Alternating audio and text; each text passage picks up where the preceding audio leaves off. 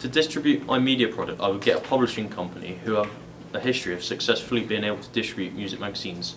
I've researched and found 2 companies who I think would be able to distribute to a large audience and potentially get this audience to buy it. One of the companies I would choose to distribute my magazine are Prometheus Global Media. I feel they are someone who would be able to attract the right type of audience I am looking to sell my magazine to, and are able to attract a large audience. They are an American publishing company who were founded at the end of 2009. They own and currently operate Billboard, which is a popular American music magazine. Billboard's first magazine was published on the 1st of November 1894. Billboard say that on their website, billboard.com, they receive a record number of views during the month of August, receiving a total of 13 million views. Their circulation is 16,327, which is the average amount of copies sold for each magazine published by them. Their magazine is currently produced weekly. They are currently based in New York City, although they were originally founded in Cincinnati. As well as owning Billboard, Prometheus also own other media publications such as Adweek, Backstage, Film Journal International and The Hollywood Reporter. In total, with all of Prometheus Entertainment publications, they sell over 60,000 printed copies of their publications and receive more than 1.2 million viewers to their website every single month. The other company I would choose to distribute my magazine are Time Inc. Just like Prometheus Global Media, I feel they would be able to promote my magazine to a large audience that fits my target audience. They are a British consumer magazine and digital publisher based in London. They were founded 47 years ago in 1968. They currently publish a large number of lifestyle magazines such as Teen Now, Women's Weekly, Pick Me Up and Soap Life. They also produce sporting magazines such as Golf Monthly, Rugby World and Cycling Weekly, plus lots of other types of magazines. They also currently produce a music magazine called NME.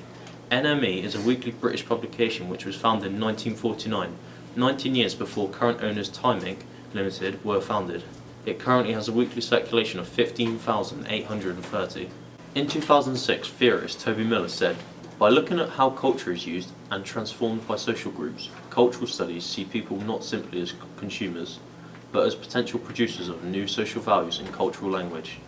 Now I have completed my AS Foundation portfolio, I agree more with what Miller said because I think new media technology has made it possible for me to produce and distribute a professional looking product. I used and I learned about a lot of new technologies during the planning, production and distribution stages of my coursework. During the planning I learned how to use Blogger, SurveyMonkey to present and conduct my research.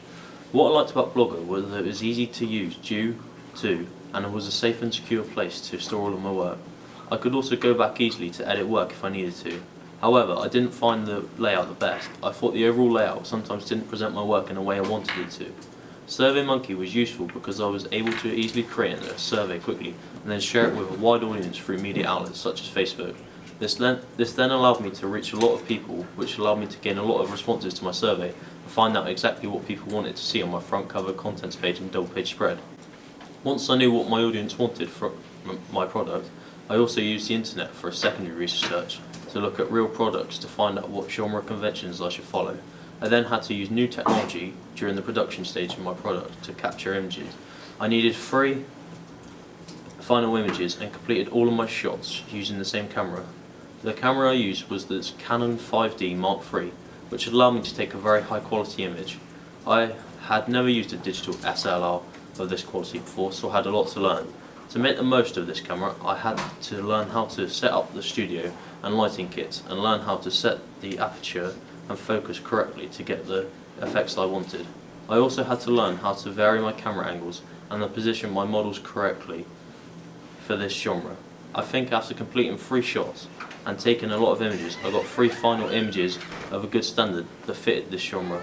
However, I still think I have a lot to learn about lighting. I would like to learn more next year to progress my photography skills. In post-production, the process of creating my cover, content and double page spread have helped me learn and improve my Photoshop and InDesign skills a lot.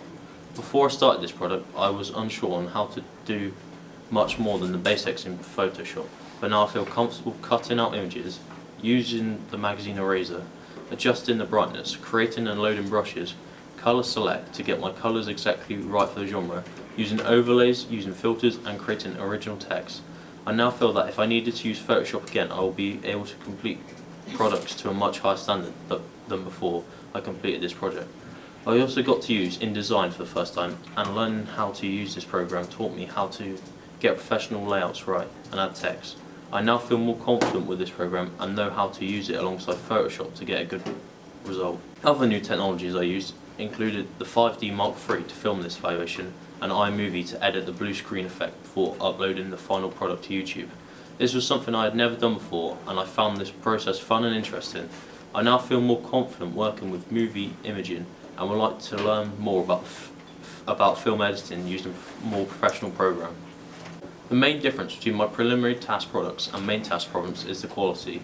When I look back at my prelim work, it is now easy to see how much I have improved my skills in terms of research, analysis, photography, editing and evaluating. In terms of photography, you can see that for the main task I had to develop my skills a lot because my prelim images lack any real evidence of professional lighting skills and do not show a good knowledge of camera angle and shot type.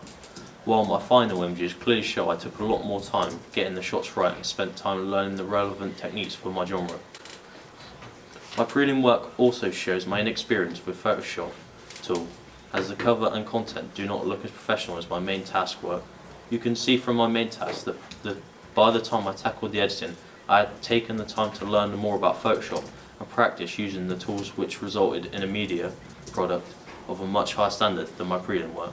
In my preliminary task, I was very unaware of different tools in Photoshop, but this time I felt more confident using the program, and this enabled me to produce a more in-depth front cover and contents page, and also to a much higher standard. I think another key thing that I learned from this that is obvious that from my prelim work was that I did not know how to conduct research properly and rush started the practical work. This resulted in a cover and content page of a low standard that did not really follow the right conventions or match the audience needs. However, I did learn from this, and by the time I constructed my final cover, content and double page spread, I had conducted in-depth research. This resulted in my final products looking right for the genre and audience.